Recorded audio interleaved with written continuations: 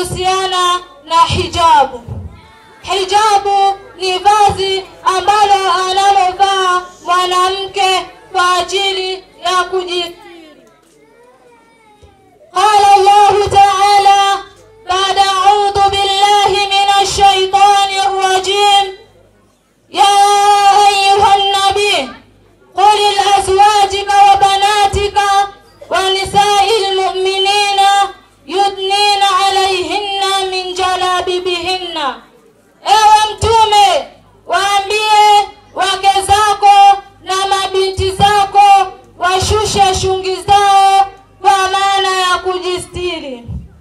Mtume Muhammad sallallahu alaihi wasallam aliambiwa na Mwenyezi Mungu atuambie wanawake wa Kiislamu tushushe shungi zetu kwa maana ya kujistiri, yani tujistiri mwili wetu wote isipokuwa viganja vya mikono pamoja na uso. Na viganja vya mikono vinaanzia hapa, sio useme viganja vya mikono mpaka huku, hapana, vinaanzia hapa pamoja na uso. Qala Allah Ta'ala ba'da a'udhu billahi minash shaitanir rajim wala yubdina zinnatahunna illa ma tahara minha, na wala msizihilishe viungo vyenu isipokuwa vilivyoruhusiwa, navyo ni viganja vya mikono pamoja na uso.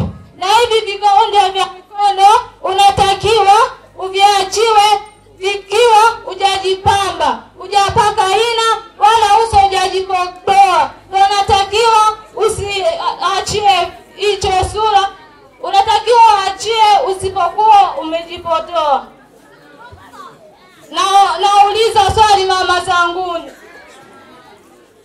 Nina pipi hizi hapa mbili. Moja ipo kwenye gamba na nyingine haipo kwenye gamba. Umeenda dukani